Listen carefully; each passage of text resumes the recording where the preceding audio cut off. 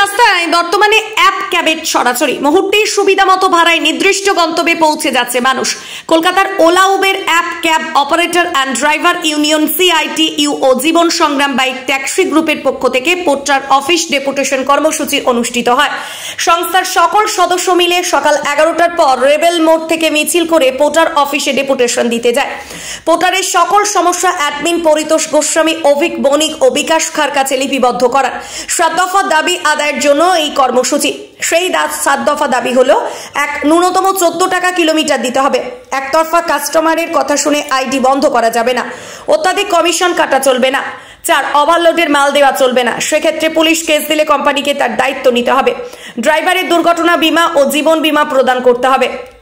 Commercial number প্লেটের ভর্তুকি দিতে হবে। 7, নতুন করে কোনো সাদা নাম্বার প্লেটের বাইকের আইডি খোলা চলবে না। ইউনিয়নের দাবি অনুযায়ী ন্যূনতম 14 টাকা কিলোমিটার পাওয়া এবং কলকাতার বাইরে গেলে সেই ভাড়া আরও বেড়ে যাবে। এছাড়াও জানানো হয়েছে যে ভাড়া বাড়লেও কমিশনের পরিমাণও বেড়ে যাবে 15%। শুধুমাত্র কাস্টমারের কথায় আইডি বন্ধ করা প্রসঙ্গে জানানো হয়েছে যে এই বিষয়ে সংস্থার সাথে কথা বলা হবে এবং আইডি খুলে দেওয়ার ব্যবস্থা করা হবে। কোনো কারণে বুকিং ক্যান্সেল করতে হলে কোম্পানির কাস্টমার কেয়ার নাম্বার থেকে যথোপযুক্ত কারণ দেখিয়ে ক্যান্সেল করলে মিলবে ক্যান্সেলেশন চার্জ এবং তা প্রভাব ফেলবে না আইডিতে।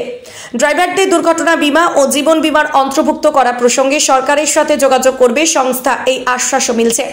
দেখাবো বিস্তারিত নিউজ অগ্নির পর্দা। ব্যুরো রিপোর্ট, নিউজ অগ্নি, নামে নয় কাজের সাংবাদিক।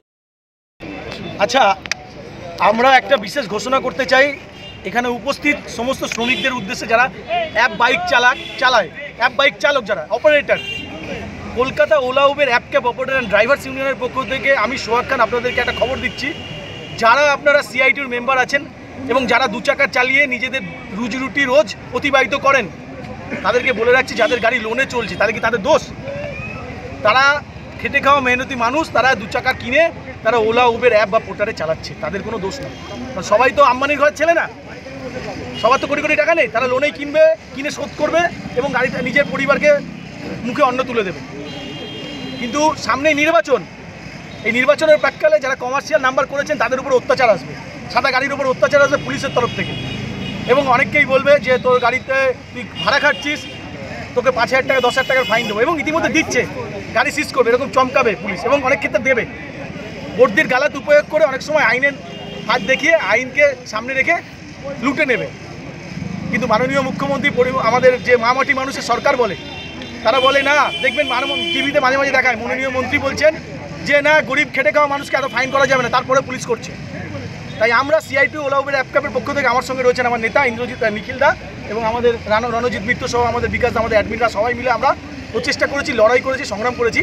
যারা ইয়েলো নাম্বার করতে চান, যাদের গাড়ি লোনে চলছে, আমরা একটা ফরম্যাট নিয়ে এসেছি। এই ফরম্যাটে তারা তাদের নাম, তাদের RTO, তাদের ফোন নাম্বার এবং তাদের ফাইন্যান্সের নাম এটা আমাদেরকে দেবেন। যারা ইয়েলো করতে চান তারাই দেবেন, যারা করতে চান না তারা দেবেন না। তাদের এটা আমরা পরিবহন মন্ত্রীর কাছে দেবো এবং WBCS অফিসার আছে যারা RTOর, তাদের কাছে দেবো, যাতে পুলিশ লোনের গাড়ির ক্ষেত্রে যাতে পুলিশ কেস না দেয়। আর যারা ক্যাশে গাড়ি কিনেছেন তারা যত দ্রুত সম্ভব RTOতে যোগাযোগ করে ইয়েলো নাম্বার করে নিন। যারা আমাদের ইউনিয়নে আছেন কিন্তু ক্যাশে গাড়ি কিনেছেন কিন্তু চালাচ্ছেন, ইয়েলো নাম্বার করছেন না, তাদের পাশে আমরা থাকবো না, এটা ইউনিয়নগতভাবে আমি জানিয়ে দিলাম। যারা লোনের গাড়ি কিনেছেন কিন্তু ইয়েলো নাম্বার করাতে চান, তাদের পাশে আমরা আছি। তার জন্য এই ফরম্যাটে আমরা এটা পরিবহন সচিবের কাছে পাঠাবো এবং পরিবহন মন্ত্রীর কাছে পাঠাবো। তাই এটা সবাই নিজের সমস্ত ফিল আপ করবেন, করেই আজকে যাবেন। আর যারা ক্যাশে গাড়ি কিনেছেন, যারা মনে করছেন যেমন তাই করবো, সরকারি নিয়ম মানবেন না, তারা নিজেদের দায়িত্ব নিন, ইউনিয়ন তাদের পাশে থাকবে না। ইনকলাব জিন্দাবাদ, CITU জিন্দাবাদ বলে আমি এখানে আমাদের বক্তব্য শেষ করলাম এবং প্রোগ্রাম শেষ করলাম। প্রোগ্রাম সেটা হচ্ছে যে আজকে পোর্টার অফিসে আমরা একটা ডেপুটেশন দেবো। পুলিশ কর্তৃপক্ষের কাছে আমরা ডেপুটেশনের চিঠিটা আমরা দিয়েছিলাম। এখন ডেপুটেশনের চিঠিতে পুলিশ বলছে যে সেখানে আপনারা যে মিছিল করে যাবেন সেই মিছিলের পয়েন্ট এবং রুট সেটা দেওয়া নেই। CITU কোনো এই কলকাতা শহরের পোর্টার অফিসের সামনের কোনো অর্গানাইজেশন নয়। CITU গোটা ভারতবর্ষে শ্রমজীবী খেটে খাওয়া মানুষের দাবি আদায় করে দেওয়ার একটা প্ল্যাটফর্মের নাম CITU। গোটা ভারতবর্ষ জুড়ে এই সংগঠন এবং গোটা পৃথিবী জুড়ে আমাদের এই লাল ঝান্ডার সংগঠন রয়েছে। অফিসারদের বলবো একটুখানি সবটা একটু বুঝে নিতে, কারণ এখানে সব তরুণ তুর্কি ছেলে, সব অল্প বয়সী ছেলেমেয়েরা, এরা উচ্চশিক্ষিত এবং এরা কাজ পায়নি, সরকার তাদেরকে কাজ দিতে পারেনি, তাই আজকে বাধ্য হয়ে লোন করে বাইক কিনে এই পোর্টার অফিসের মাল এক জায়গার মাল আরেক জায়গায় তারা পাঠিয়ে দেয়। এই পাঠাতে গিয়ে পৌঁছে দিতে গিয়ে কিছু সমস্যা তৈরি হচ্ছে, যে সমস্যাগুলো নিয়েই আজকে আমরা এখানে ডেপুটেশনটা দেবো।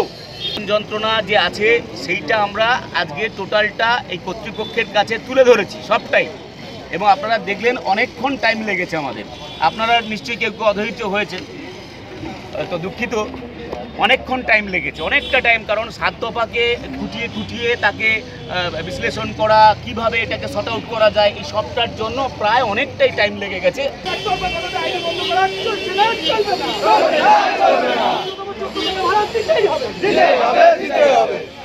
আর যদি নতুন নাম্বার করা হয় সেটা আমরা মানছি না, মানবো না।